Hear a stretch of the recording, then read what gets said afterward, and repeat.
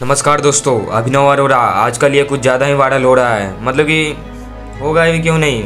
ढोंगी जो है वो सॉरी बच्चा है, थोड़ा रिस्पेक्ट से बात करते तो कुछ ज़्यादा बोलूँगा नहीं, बस इसके झूठ को कवर करूँगा। तो चलिए चलते हैं अभिनव अरोरा की काली सच्चाई जानते हैं।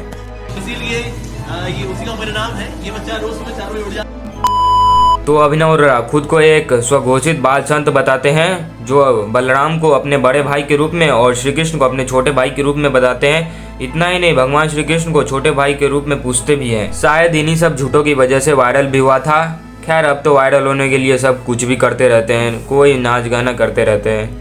मेरे को बिना शादी के ही बच्चा पैदा हो गया था और मेरे सारे दोस्त कई दिनों से पार्टी मांग रहे थे, इसलिए मैंने। खैर, इन सब को इग्नोर करते हुए आगे बढ़ते हैं। अभिनव अरोरा के पिता का नाम तरुण अरोरा है और इसके माता का नाम ज्योति अरोरा है।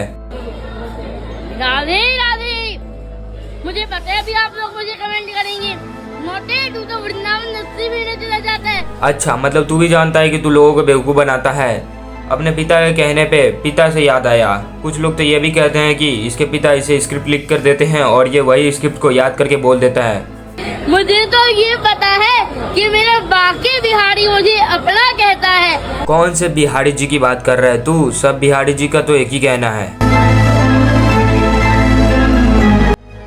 केवल लस्सी की नहीं है, बल्कि मेरे बाकी बिहारी के बिहार की भी है।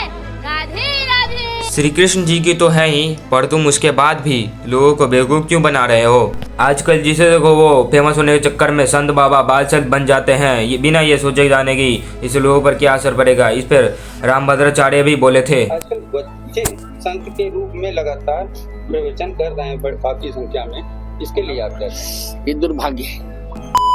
इतना ही नहीं, रामभद्राचार्य ने तो इसे मूर्ख भी कहा था। अभिनव अरोड़ा इतना मूर्ख लड़का है वो। अब कुछ लोग तो इसे रील वाले बाबा भी बोलने लगे हैं। मतलब कि जहाँ रील बनानी होती है वहाँ इसकी भक्ति जाग जाती है। ब्रज की रज है न्यारी, वृंदावन नगरी है बहुत प्यारी। श्री राधे। इतना ही नहीं, रामभद्राचार्य ने इसे डांटा भी और बोले आप पहले नीचे जाओ, मर्यादा है मेरी। आप पर नीचे जाओ, इनको करो नीचे, पहले इनको मर्यादा है मेरी। और ये एक तरफ श्री कृष्ण जी की भक्ति करता है और दूसरी तरफ मांस खाता फिरता रहता है।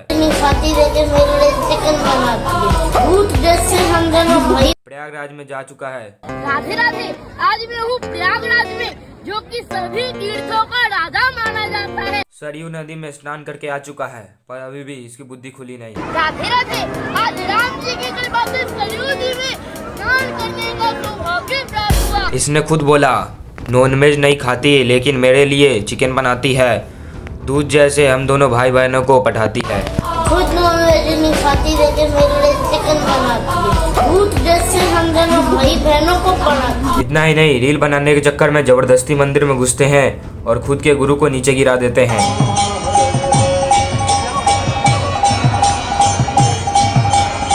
जब इससे पूछा गया कि ये रील वाले संत हैं, जहाँ कैमरा देखते हैं आपकी भक्ति जाग जाती है। ऐसा नहीं है, आजकल तो लोग कितनी गंदी गंदी चीजें डाल रहे हैं, उसको तो बड़ा लाइक कर रहे हैं। अभी तो मैं धर्म को सीखने के प्रयास में हूँ। मुझ पर ये जो आरोप लगाए जा रहे हैं, ये बहुत दुर्भाग्य की बात है।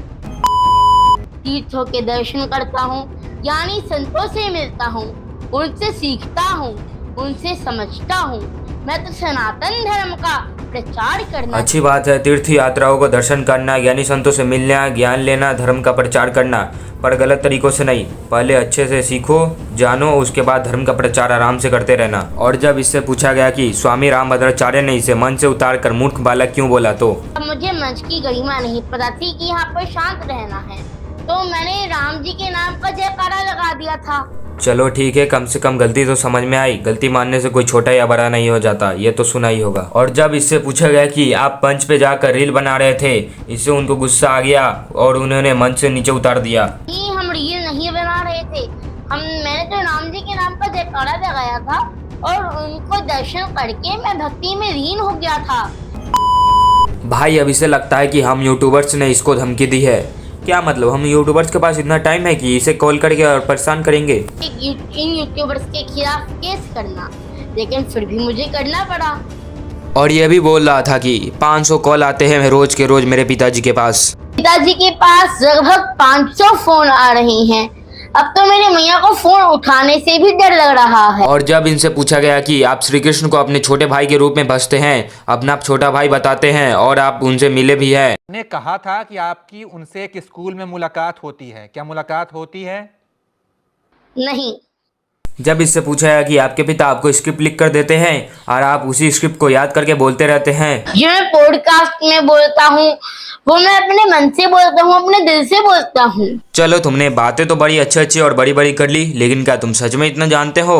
चलो देखते हैं अब इसे भी। विष्णु को दे दिया चक्र सुदर्शन, नहीं, लक्ष्मी भगवान सी सुंदर कृष्ण को नारी। ये किसने दिया था सुदर्शन चक्र, ये बताइए। शिव जी ने।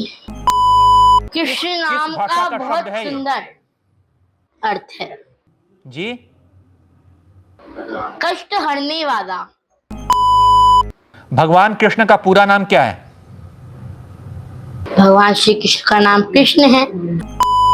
तो ये थी अभिनव अरोरा की सच्चाई। तो आपने देखा कैसे मीठी मीठी बातों में लोगों को फंसाया गया था और बेवकूफ़ बनाया गया था। तो मैं आप लोगों को इतना कहना चाहूँगा कि आजकल संत बाबा के नाम पर बहुत स्कैम हो रहे हैं, तो इन सब से बचकर रहिए और खुद की मेहनत पर भरोसा रखिए। अगर आपको वीडियो पसंद आया तो हमारे चैनल को सब्सक्राइब कर लीजिएगा। धन्यवाद।